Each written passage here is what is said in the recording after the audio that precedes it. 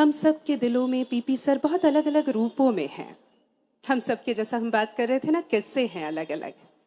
मेरा किस्सा आपके किस्से से अलग है, लेकिन कुछ बातें हैं जो कॉमन है, जो एक जैसी हैं। उन बातों में पीपी सर के लिए ढेर सारा प्यार है, ढेर सारा स्नेह है, सम्मान है, एक जिंदा दिल व्यक्तित्व, एक निस्वार्थ व्यक्ति से मिल पाने का संतोष भी है। उनका रवैया सबके साथ एक सा।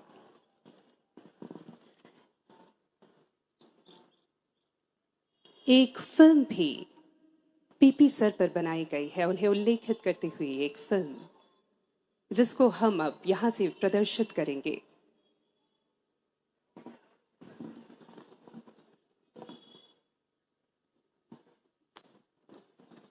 एक तरह से जीवन दर्शन पीपी सर का इस फिल्म के माध्यम से। वो अपने आप में बहुत कुछ थे, लेकिन पिक्चर तो अभी भी हम सब के लिए बाकी थी। उसे आप अधूरा छोड़कर चले गए, लेकिन आप जहां भी है, अपना आशीर्वाद हम सब पर इसी तरह बनाए रखेंगे और आपकी सीख हमें लगातार आगे बढ़ने का साहस देती रहेगी। पिछड़ा कुछ इस अदा से कि रुत ही बदल गई। एक शख्स सारे शहर को वीरान कर गया। कोई ऐसा कैसे हो सकता है जिसे किसी काम के लिए नहीं बोलना आता ही ना हो? कोई इतना सहज कैसे हो सकता है कि उसे अपने पद का कभी फर्क ही नहीं पड़ा? कोई ऐसा कैसे हो सकता है जो हर चुनौती को हाथ के काम की तरह पूरा करता जाए और लगातार काम करने के बाद भी थकान टपकते चेहरे के साथ नहीं, पूरी गर्मजोशी और जिंदा दिली के साथ अगले काम में जुट जाए? ऐसा कैसे हो सकता है कि किसी व्यक्तित्व को परिभाषित करने में पूरी शब्दावली खत्म हो जाए? कर्तव्य, प्रेम, शालीनता, अपनत्व, समदर्शिता और ऐसे ही सैकड़ों हजारों अर्थों को पूरा करने वाली परिभाषाओं को उठाकर विशेषण बनाकर इस्तेमाल करेंगे ना, तो भी उस व्यक्तित्व की पूरी व्याख्या संभव नहीं है। कोई ऐसा कैसे हो सकता है जिसमें ये सारी बातें एक साथ एक समय पर नजर आती हों? कई साल लग जाते हैं एक व्यक्ति को संस्थान हो जाने में। 30 वर्षों से अधिक के अनुभव के सफर में कई उतार चढ़ाव आते हैं। कभी पत्रकार के तौर पर, कभी जनसंचार अध्यापन, तो कभी जनसंपर्क के दायित्वों के रूप में। साल 1982, क्रिकेट विश्व कप जीतने से ठीक 1 साल पहले का दौर, जब खुद को कपिल देव, गावस्कर जैसा समझने वाले लड़के गली में गेंद और बल्ले के साथ शोर मचा रहे थे, तब 10वीं में पढ़ने वाला एक लड़का अपने अगले लेख को तैयार कर रहा था। शीर्षक था क्रिकेट बल्ले के अलावा लेखनी से भी। नई दुनिया के खेल हलचल साप्ताहिक में बतौर लेटर टू एडिटर भेजा गया ये आलेख छपा और उस बालक को 50 रुपए का मनी ऑर्डर भेजा गया। पत्रकारिता जगत के भीष्म पितामह का पहला लेख और पहला पारिश्रमिक। धीरे धीरे ये क्रम बढ़ता गया। खेलों के बाद सामाजिक विषयों पर लेख विभिन्न पत्र पत्रिकाओं में जाते रहे, छपते रहे। कई संपादकों की नजर में युवावस्था की ओर बढ़ते इस लड़के की लेखनी करती गई। पत्रकारिता के अध्ययन के लिए पहले सागर से ग्रेजुएशन किया और फिर मास्टर्स के लिए रुख किया बनारस का। बनारस हिंदू यूनिवर्सिटी से पत्रकारिता की मास्टर्स डिग्री ली और वापस लौटे सागर। यहां से पुष्पेंद्र पाल सिंह बदल जाते हैं पीपी सर में। वर्ष 1996 तक पीपी सर सागर विश्वविद्यालय के छात्रों के बीच काफी लोकप्रिय हो चुके थे। सामाजिक विषयों की समझ, पढ़ाने का अलग तरीका और विद्यार्थियों से मित्रवत व्यवहार पीपी सर की छवि को आकार देने लगा था। वर्ष 1996 में माखनलाल चतुर्वेदी पत्रकारिता विश्वविद्यालय में नियुक्त हुए और अगले 3 साल तक दिल्ली के सेंटर में अपनी सेवाएं देना शुरू किया। अगले 3 साल पीपी सर को दिल्ली में कई बड़े पत्रकारों का सानिध्य मिला। प्रभाष जोशी, जस्टिस पीवी सावंत, अजीत भट्टाचार्य, आलोक मेहता, रामशरण जोशी जैसे प्रख्यात नाम पुष्पेंद्र पाल सिंह को जानने लगे थे। 1996 तक दिल्ली में रहने के बाद भोपाल वापस लौटे। तब तक पीपी सर पत्रकारिता अध्ययन के बड़े नामों में शुमार हो चुके थे। व्यक्ति से संस्थान होने का सफर, एक ऐसा संस्थान जहां विद्यार्थियों के लिए सब कुछ है। उन्हें मिलता है एक ऐसा अध्यापक जो किताबों से ज्यादा दुनिया पढ़ा दे। छोड़ दिया भरोसे के साथ कि जाओ सीख कर आओ जो सीखना चाहते हो। सही सीखोगे या गलत वो मैं बता दूंगा। पर तुम रुकना नहीं, बढ़ते जाना, सीखते जाना। प्रिंट, इलेक्ट्रॉनिक, सोशल मीडिया, हर क्षेत्र में अपने छात्रों, सहयोगियों को हर मौका जो देना चाहिए वो दिया सीखने का।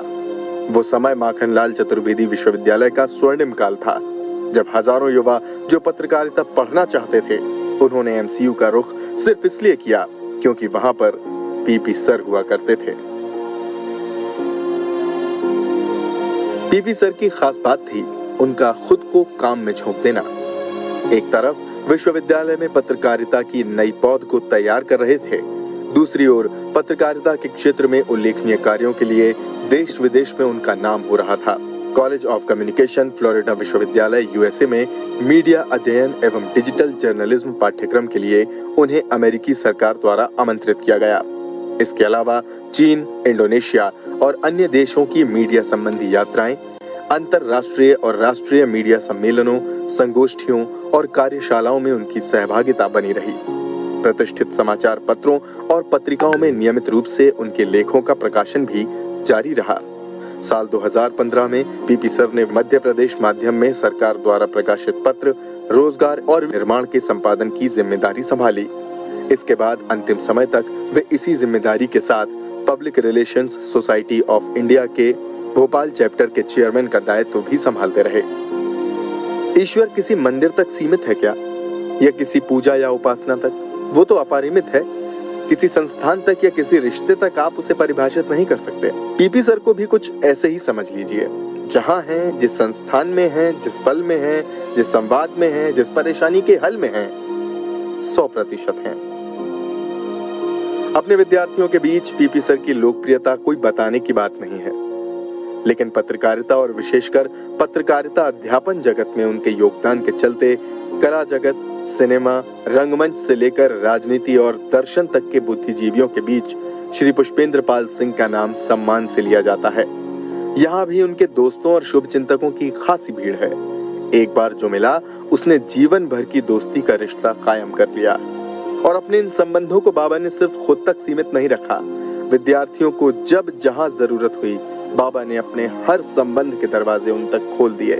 कभी किसी को किसी काम के लिए ना नहीं कहा बाबा ने। बतौर पत्रकार और शिक्षक श्री पुष्पेंद्र पाल सिंह का जीवन अपने आप में एक ग्रंथ है। चुनौतियां लेने और उन्हें पूरा करने की जिद ऐसी कि जब जो जिम्मेदारी मिली उसे पूरा किया और मिसाल बना दिया दुनिया के लिए कि ये एक आदर्श तरीका है। जब भी करो इस तरह करना, किसी से वादा करना तो पूरा करना, रिश्ते निभाना और निभाने का हुनर ऐसा रखना कि जो मिले तुम्हारा होता चला जाए। पूरा जीवन शान से जीना, दूसरों के लिए जीना और ऐसे जीना जैसे किसी इंसान को जीना चाहिए। जो मिलेगा अब चांद तारों में कहीं, वो हमारे नाम पूरा आसमान कर गया। मैं भी पूरी तरह नहीं समझ पाया कि वो क्या थे। वो निष्काम कर्मयोगी थे, निष्काम, निष्कपट, निश्चल, निरहंकार, निर्दोष और अंततः वो अपने प्रति निर्मम भी थे। बरसों तक साथ काम किया। जब मैं उनके बारे में सोच रहा था तो मुझे गीता जी का एक श्लोक याद आ रहा था। भगवान श्री कृष्ण से अर्जुन ने पूछा, सात्विक कार्यकर्ता कौन? तो भगवान श्री कृष्ण ने जो कहा, मुक्त संगो, अनहमवादी, धृति उत्साह समन्विता, सिद्धि असिद्धियों निर्विकारा, कर्ता सात्विक उच्चते। मुक्त संगो, वो कुछ के नहीं थे, संग से युक्त नहीं थे कि कुछ को ज्यादा प्रेम कुछ को कम प्रेम, वो सबके थे। और जैसा यहां हमने सुना, उनके विद्यार्थियों के लिए क्या दिन क्या रात चने चवेना खा के भी वो उनके बेहतर भविष्य को बनाने का प्रयास करते रहते थे। अहंकार शून्य थे, वो अनहमवादी। मैं पीपी सर हूं यह भान कभी हुआ ही नहीं। वो जो भी रहे, एचओडी हो, माध्यम में प्रमुख हो, वो अपनी सीट पर नहीं बैठे, वो सामान्य सीट पर बैठकर ही विद्यार्थियों से बात करते थे। धैर्य उनमें था और काम के लिए उत्साह से वो सदैव भरे रहते थे। और सफलता मिले चाहे असफलता मिले, सफलता में विचलित नहीं और असफलता में विचलित नहीं, और सफलता पाके वो आसमान छूने की कोशिश नहीं करते थे। सचमुच में वो भगवान कृष्ण के सात्विक कार्यकर्ता थे। उनके प्रिय विद्यार्थी जो मुझे सुनाते हैं, भला कैसे हो, वो अपने लिए नहीं अपनों के लिए थे। और अपने केवल परिवारजन नहीं थे, उनके विद्यार्थी अपने थे। उनकी समस्या का समाधान कैसे करें, फीस नहीं तो फीस भरवा देना, पढ़ाई में मदद कैसे करना, और पढ़ाई के बाद जॉब कैसे मिल जाए उसके लिए तत्पर रहते थे कि तुम चले जाओ, मैं देख लूंगा। आमतौर पर यह भाव होता नहीं है, सबकी मदद कैसे करें, यह भाव उनके मन में सदैव रहता था। और जैसे वो गए, सचमुच में सबको रुला गए। ये बहाना ही नहीं था हमको कि इतने जल्दी चले जाएंगे और ऐसे हंसते मुस्कुराते चले जाएंगे। लेकिन शायद यहां कहा कि भगवान को भी वो ना नहीं कह पाए होंगे।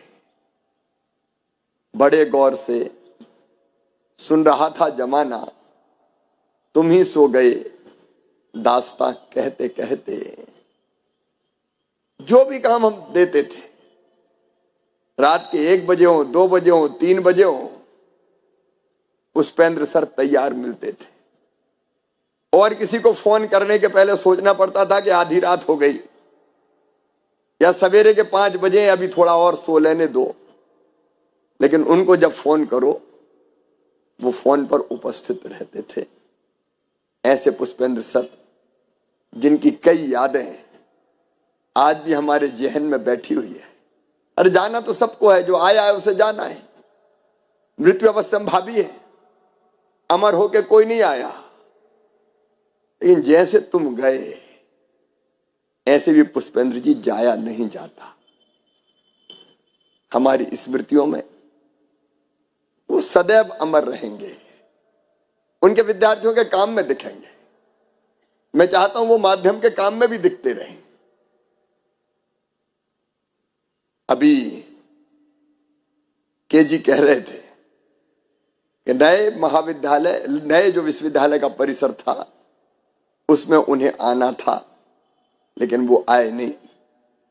केजी वो नहीं आए तो विश्वविद्यालय परिसर में उनके नाम पे ही कक्ष का एक हिस्से का नाम कर दो।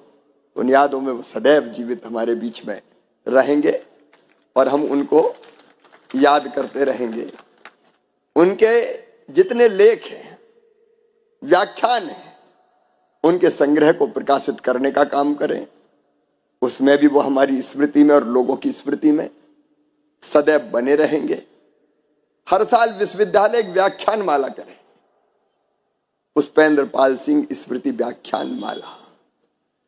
अलग अलग विषयों पर हर साल चर्चा हो, वो विचारों से हमारे भी जीवित रहेंगे। और पत्रकारिता के क्षेत्र में नवाचार करने वाले, खोजी पत्रकार, विशिष्ट प्रकार का काम करने वाले पत्रकारों को पीपी सर के नाम से उनकी स्मृति में पुरस्कार हम देने की व्यवस्था करेंगे। उन स्मृतियों में पुष्पेंद्र पाल सिंह जी हमेशा जीवित रहेंगे। मैं अपनी ओर से, जनसंपर्क परिवार की ओर से और प्रदेश की जनता की ओर से उनके चरणों में श्रद्धा के सुमन अर्पित करता हूं और परमपिता परमात्मा से प्रार्थना करता हूं कि आपने अपने श्री चरणों में तो स्थान उन्हें दिया ही होगा। दिवंगत आत्मा को शांति देना और उनके परिजनों को बेटा बेटी माता पिता, इससे बड़ा दुख दूसरा कोई हो नहीं सकता। जो माँ ने और पिताजी ने भुगता है, उनको कैसे भी धैर्य मिले, शांति मिले, इसकी कृपा जरूर करना। और पीपी सर हो सके तो फिर लौट के आना। ओम शांति। आदरणीय मुख्यमंत्री जी, पीपी भाई के माता पिता, परिजन, मंच और सभा में उपस्थित सभी को प्रणाम। लगभग 2.5 वर्ष पहले कोविड जब चरम पर था, तभी मुझे दायित्व सौंपा गया था। और मुझे अभी भी याद है कि पीपी उन पहले लोगों में थे जिन्होंने मुझे फोन कर कर बधाई दी। तब मैं देहरादून में था, और उसके पश्चात जब मैं इधर आया तो मास्क लगाकर वे आए मुझे बधाई देने के लिए। और उन्होंने कहा कि मेरे लायक कोई भी काम हो तो जरूर बताना। मैं कई वर्षों से उनको जानता था व्यक्तिगत स्तर पर, क्योंकि मैं भी पीआरएसआई का लाइफ मेंबर हूं। हम कई कॉन्फ्रेंसेस में मिलते थे। पीपी की सबसे उस वक्त जब मैं इस परिसर में आया, कभी सपने में सोचा नहीं था कि इस तरह भी कभी एक श्रद्धांजलि सभा उनके लिए इसी परिसर में आयोजित करना पड़ेगा, जहां उन्होंने हजारों विद्यार्थियों का दिल जीता। पीपी मित्रों में परम मित्र, गुरुओं में गुरु श्रेष्ठ थे। शिक्षक नहीं थे, गुरु थे वो। शिक्षक तो सिर्फ पाठ्यक्रम तक सीमित रहते हैं, गुरु तो जीवन का गुर बताते हैं, इसलिए उनको गुरु कहा जाता है। कभी भी जितने भी हमारे वार्तालाप हुए, उन्होंने कभी भी कोई नकारात्मक बात नहीं कही। कभी भी उन्होंने विश्वविद्यालय के किसी मसले में दखल देने का प्रयास नहीं किया। एक शिक्षक का सबसे बड़ा गुण होता है कि सीखने की ललक ताउम्र बनाए रखना, और मैंने वो देखा उनमें। मुझे अभी भी याद है जब खाड़े साहब जनसंपर्क के आयुक्त थे, उन्होंने मुझे एक बार बुलाया कि आप हमारे व्यवस्थाओं को जरा देखिए और कुछ सुझाव दीजिए। और मैं पूरा दिन वहीं था, सुबह से लेकर शाम तक। और एक विद्यार्थी की तरह वो मेरे साथ चलते रहे, मुझे एक एक चीज बताते रहे, और पूरे ध्यान पूर्वक हर बात को सुनते रहे, हर सुझाव को सुनते रहे। आमतौर पर इतना एक लोकप्रिय शिक्षक के मन में कभी आप उम्मीद कर सकते हैं कि थोड़ा अहंकार आ सकता है कि मैं क्या सीखूंगा, मैं तो सिखाता हूं दुनिया को। लेकिन लेश मात्र अहंकार उनके अंदर मैंने नहीं देखा।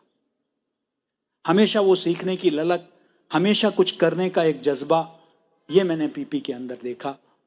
हमेशा कर्मठ। उनके बारे में तो जो कथाएं सुनते हैं कि लगभग आधा जो उनका तनख्वाह है वो तो विद्यार्थी कल्याण में ही जाता था। इतना एक समर्पण भाव के साथ मैं समझता हूं कि पूरे शिक्षा जगत में शिक्षकों के लिए, क्योंकि आज राष्ट्रीय शिक्षा नीति में शिक्षक केंद्र में है, मैं समझता हूं कि शिक्षक, सभी शिक्षकों के लिए वे एक प्रेरणा स्रोत हैं।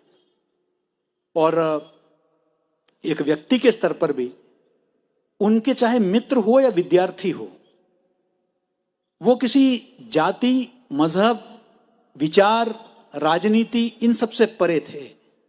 अपना जो भी उनका मत रहा हो, लेकिन विद्यार्थियों के मामले में हो या मित्रों के मामले में हो, वो जैसे मैंने कहा मित्रों के मित्र थे, गुरुओं के गुरु थे।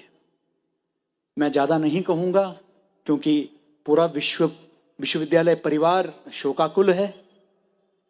मैंने उनको अभी हाल ही में, जब हम लोग इस सत्र से हम लोग हस्तांतरित हुए, तो मैंने उनसे कहा भी कि आप नए परिसर में आइए। उन्होंने वायदा भी किया, वो वायदा पूरा नहीं कर पाए। उस बात का बहुत मलाल रहेगा, अफसोस रहेगा कि हम उनको वहाँ स्वागत नहीं कर पाए। और लेकिन उनकी यादें हमेशा हमारे बीच रहेगी।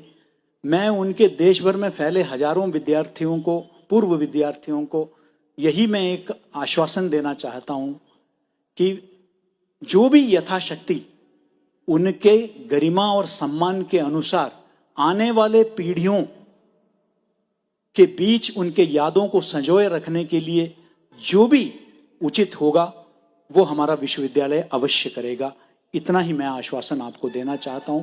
मैं परमपिता परमेश्वर से यही प्रार्थना करता हूं कि अपने श्री चरणों में उनको स्थान दे और उनके परिजनों को और हम सबको वो साहस दे कि इस अपूर्णीय क्षति से उबर हम सकें। ओम शांति, ओम शांति, ओम शांति। आज ये विश्वास नहीं होता कि पुष्पेंद्र पाल सिंह जी हमारे बीच नहीं है। मैं ठीक एक दिन पूर्व माननीय मुख्यमंत्री जी के निवास पर हम लोग एक बैठक में थे। रात को जब निकली तो मेरी उनसे बात हुई, थोड़ी देर खड़े होकर के बात हुई कि हम लोग मिलेंगे। मैं विद्यार्थी जीवन से, जब विद्यार्थी परिषद में काम करता था, कैसे काम मीडिया के क्षेत्र में हमें सीखना है, ये प्रशिक्षण भी उस समय आदरणीय पुष्पेंद्र पाल सिंह जी ने हम सब लोगों को, देश भर के विद्यार्थी परिषद के जो सेट सेक्रेटरीज होते थे उनको भी हम बुला करके हर वर्ष उन्हें उस कार्यशाला में बुलाते थे। मैंने भी बहुत कुछ सीखा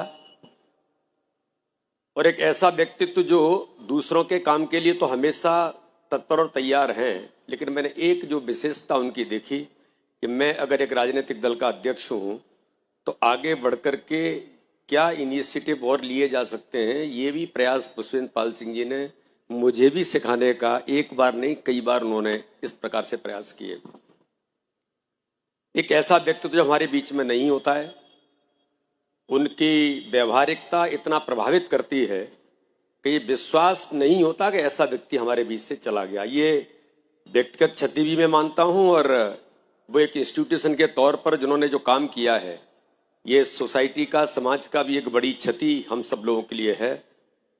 मैं भारतीय जनता पार्टी के अध्यक्ष होने के नाते से उनके श्री चरणों में श्रद्धा के सुमन तो अर्पित करता ही हूं। शोकाकुल परिवार को, शोकाकुल उनके सभी विद्यार्थी देश भर के अंदर जो हैं, उन सब को कि भगवान से प्रार्थना करता हूं कि उन्हें वो श्री चरणों में स्थान दे और हमारे परिवार को, जो शोकाकुल परिवार है, उनके जो ऐसे विद्यार्थी हैं जो मीडिया के क्षेत्र में देश के अंदर काम कर रहे हैं, उनको भी संबल देने का काम करें। उन्हें एक बार उनके श्री चरणों में श्रद्धा के सुमन अर्पित करते हुए ओम शांति। आज के दौर में कोई शिक्षक अपने विद्यार्थियों के लिए पागलपन की हद तक जुनून पाले और उसके हजारों विद्यार्थी अपने सर के लिए इतना आदर श्रद्धा का भाव रखें, ये किसी किंवदंती से कम नहीं है। पुष्पेंद्र नहीं है, ये एहसास कर पाना अब भी संभव नहीं है और मैं चाहता भी नहीं कि एहसास मेरे मन में पले। पुष्पेंद्र जहां भी है, साथ में है। बहुत सारा काम बाकी है, बहुत सारी चुनौतियां हैं, सब पूरा करेंगे। तुम देखते रहो और सब चीजें बहुत बेहतर होंगी। जहां भी रहो खुश रहो, हम सब तुमको देख रहे हैं, तुम हमारे साथ रहो। धन्यवाद। और केजी सुरेश जी, माखनलाल चतुर्वेदी विश्वविद्यालय के वाइस चांसलर, और अपनी यादों के झरोखे में से पुष्पेंद्र सर के साथ बिताए कुछ पल, उनके अनुभव आप साझा कर रहे हैं।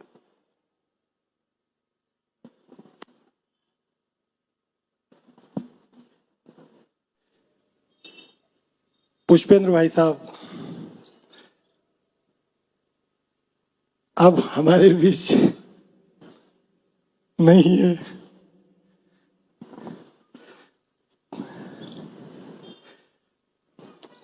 जैसा कि अभी हमने प्रेजेंटेशन में भी देखा, हमारे कुछ साथियों ने भी बताया कि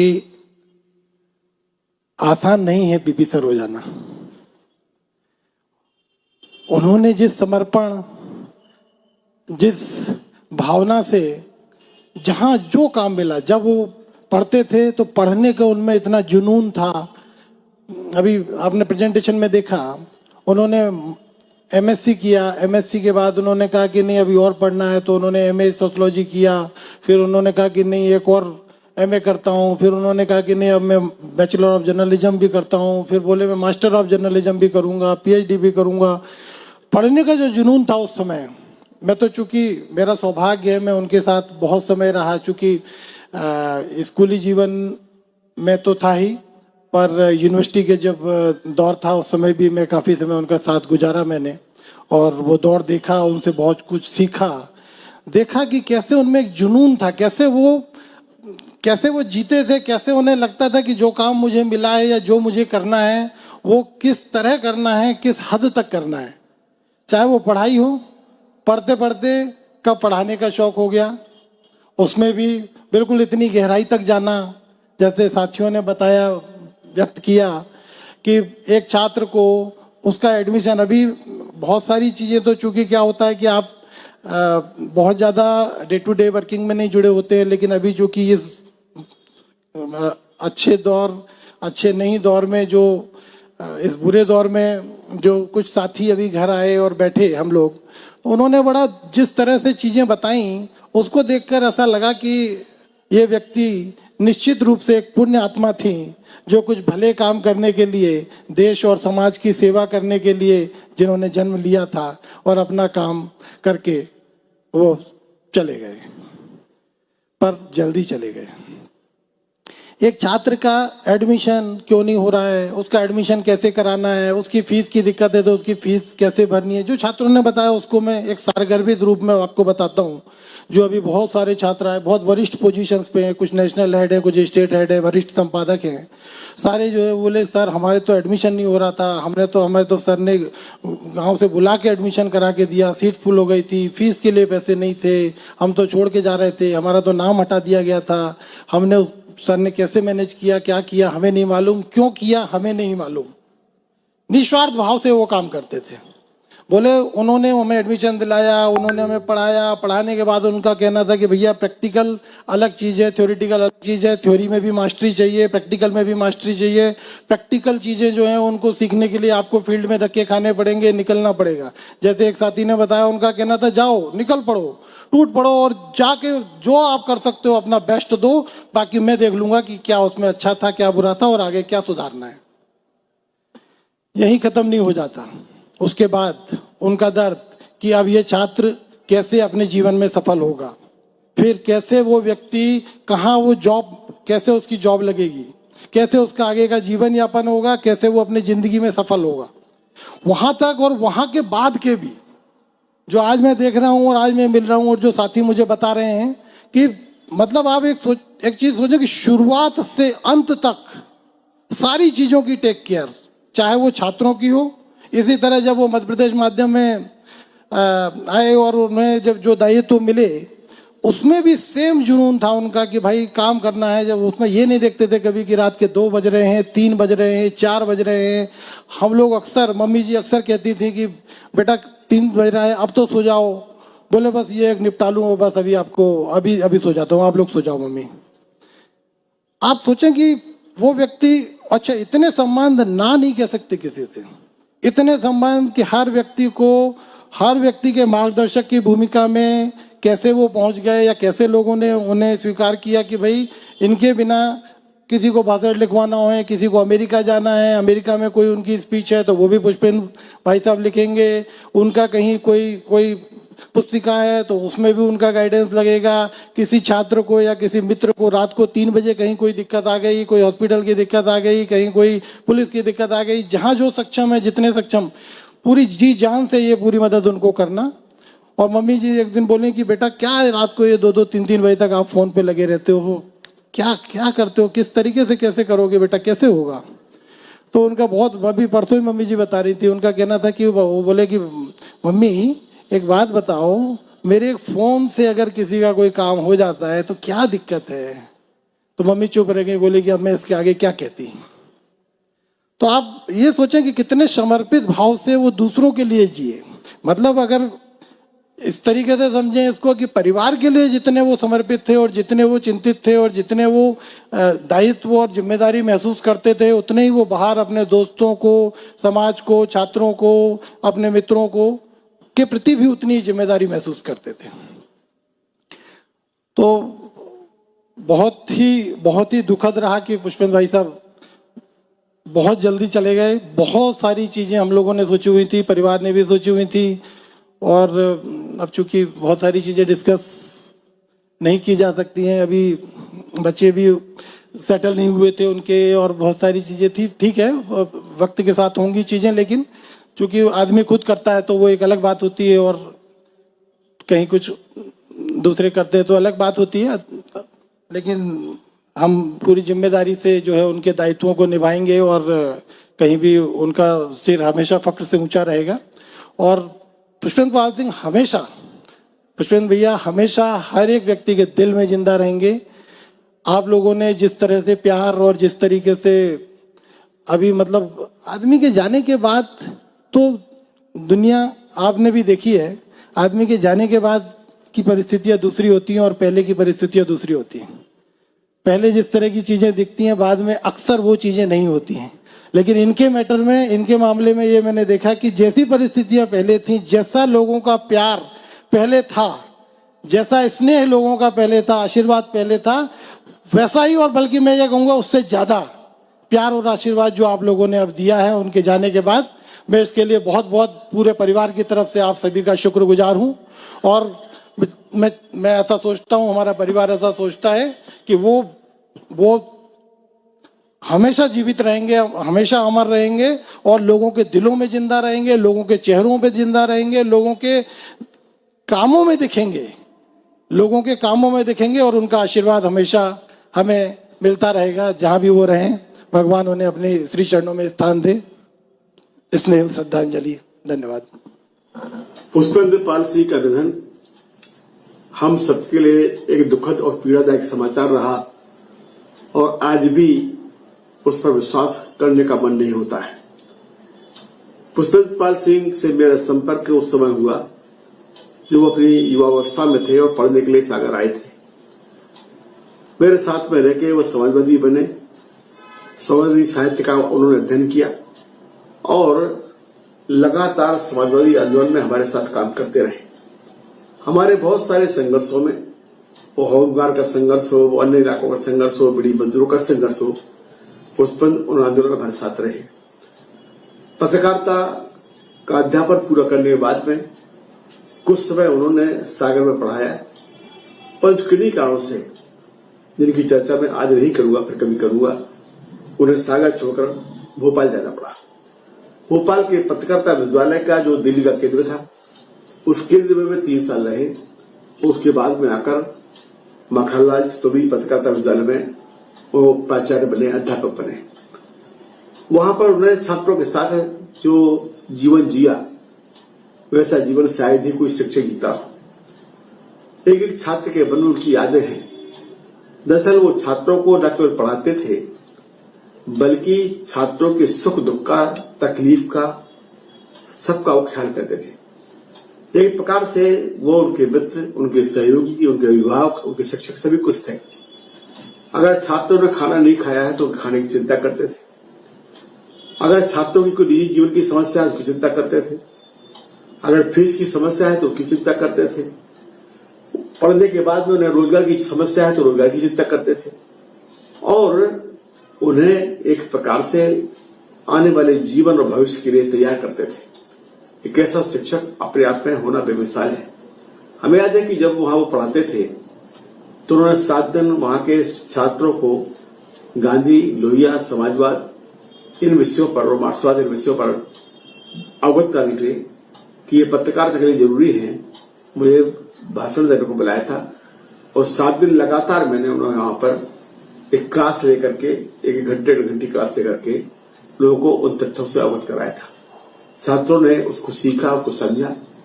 आज सैकड़ों की संख्या में छात्र हैं जो उनके आके पढ़े हुए हैं, जिन्हें उन्हें नौकरी में पहुंचाया है।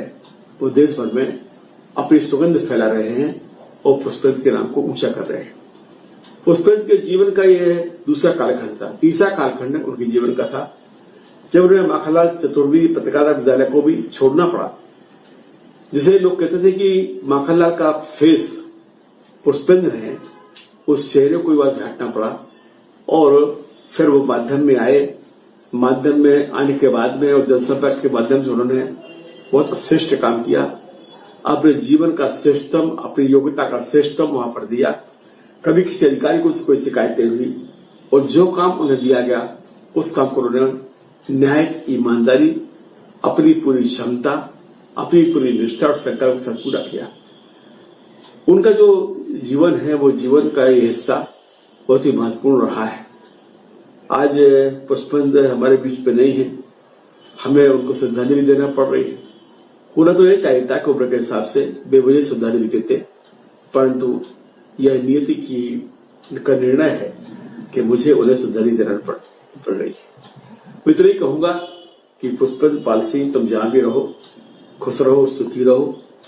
तुम जहां भी रहो इसी प्रकार से समाज के समर्पित काम करते रहो और अपने जीवन में जो खुशबू तुमने समाज में फैलाई है वो खुशबू तुम जहां भी रहो तुम्हारे साथ रहे और सदा फैलती रहे, तुम्हारी कीर्ति बढ़ती रहे।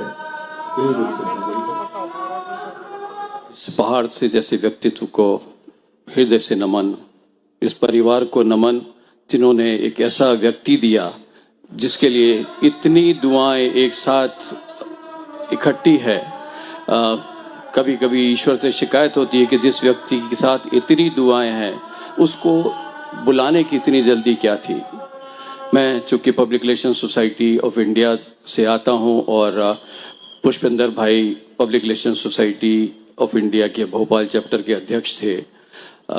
आपको विश्वास नहीं होगा कि जो संगठन विगत 65 वर्षों से कार्यरत था देश में, 44 ऑल इंडिया कॉन्फ्रेंस ऑर्गेनाइज की गई थी, पहली बार पुष्पेंद्र भाई के नेतृत्व में भोपाल में ये आयोजन हुआ। और वो आयोजन ऐसा हुआ जो आने वाली पीढ़ियां याद रखेंगी, एक बेंचमार्क अपने आप में। जब भी हम कोई आयोजन करते थे तो 6 महीने पहले, 8 महीने पहले उसका प्रचार करते थे, उसके कार्यक्रमों को पहुंचाते थे। लेकिन जब भोपाल में हुआ तो कुछ कारणों से हम थोड़ा पीछे चल रहे थे। कॉन्फ्रेंस दिसंबर में थी, मैं 2 महीने पहले आया। 2 दिन मैंने पुष्पेंद्र भाई के साथ गुजारे और उन 2 दिनों में मैं पूरी तरह आश्वस्त था कि एक ऐसी कॉन्फ्रेंस होने जा रही है जो अपने आप में मिसाल बनेगी। जिस प्रकार से लगातार पुष्पेंद्र भाई के पास जनसंपर्क के फोन आते थे, मुख्यमंत्री जी के कार्यक्रमों के बारे में उनको फॉलोअप करना होता था, मुझे लगा कि किस प्रकार का कमिटमेंट है। मैं रात को 12 बजे 1 बजे भी, मेरी कार्यशैली दूसरी है, थोड़ा देर तक काम करता हूं, और मैं रात को 1 बजे भी उनको फ़ोन करता था और वो उसी मुस्तैदी के साथ फ़ोन उठा करके कहते हैं बताइए क्या करना है। और उन्होंने जो कुछ कहा वो कुछ किया। आज जब मैं दिल्ली से आया, एयरपोर्ट से आते वक्त मैंने जो होर्डिंग्स देखी, सर मैं आपको नमन करता हूं। जो रिकॉग्निशन आपने अपनी टीम मेंबर को दिया है, जो जनसंपर्क को दिया है, मेरा दिल बहुत खुश हो गया कि कोई व्यक्ति ऐसा भी हो सकता है जिसके लिए मुख्यमंत्री का इतना स्नेह हो। हम आपके उस विश्वास को नमन करते हैं और शायद उन्होंने ये विश्वास कमाया है, ये स्वतः नहीं हो गया। जो प्रयास उन्होंने किए हम उन्हें आगे लेकर के जाएंगे। मैंने कुछ पंक्तियां लिखी हैं जो मैं आपके साथ यहां बांटना चाहूंगा।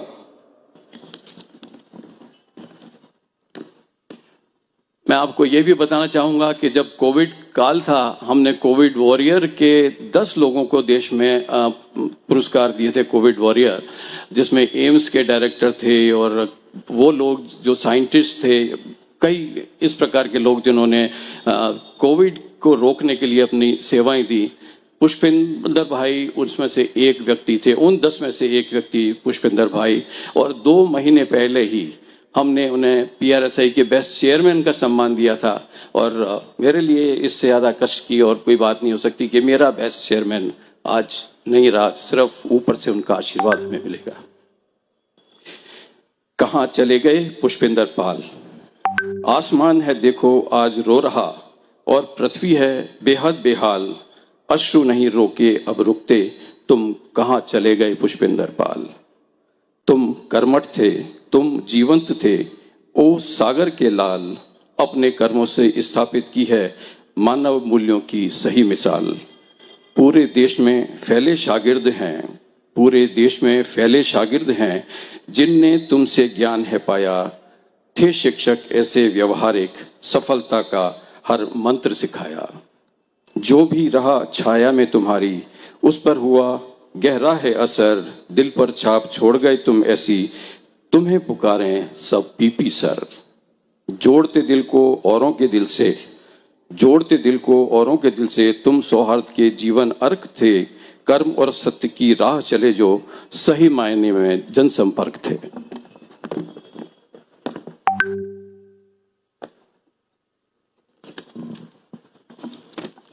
पुष्पेंद्र भाई ने अपने जीवन में हर भूमिका बहुत खूब निभाई। परिवार के रहे आधार हमेशा, सत्य निष्ठा ही जीवन की कमाई। मन व्याकुल को शांति दिलाए, तुम एक ऐसे शुभ स्थान थे। तुम केवल एक व्यक्ति नहीं थे, अपने में पूरे संस्थान थे। कला संस्कृति प्रेमी थे तुम, समझते ज्ञान चेतना और विज्ञान। सफलता तुम्हारे थी कदम चूमती, फिर भी रहे तुम विनम्र महान। सत्ता चाहे किसी की आई, तुमने बस कर्तव्य निभाया। हर सरकार ने तुम्हारे रूप में कर्तव्यनिष्ठ एक सिपाही ही पाया। नहीं दिखावा जीवन में कोई, रहे सादे फक्कड़ तुम जीवन पर्यंत। नहीं अरमान दुनियादारी के, तुम साधु थे, तुम थे एक संत। जो भी मिला तुमसे एक बार है, तुमने छोड़ी अद्भुत पहचान। नमन हमारा स्वीकार करो तुम, तुमसे देव लोक हुआ धनवान। सभी दिलों पर तुम छोड़ गए एक अमिट सी छाप, हमारे बीच से चले यूं जाना। कैसा दुखद है कैसा संताप, नमन तुम्हें है हाथ जोड़कर। तुम महापुरुष तुम सत्य काम हो, नमन तुम्हें है हाथ जोड़कर। तुम महापुरुष तुम सत्य काम हो, इतिहास रखेगा याद तुम्हें। तुम चट्टान पर लिखा नाम हो, तुम चट्टान पर लिखा नाम हो। बहुत बहुत नमन।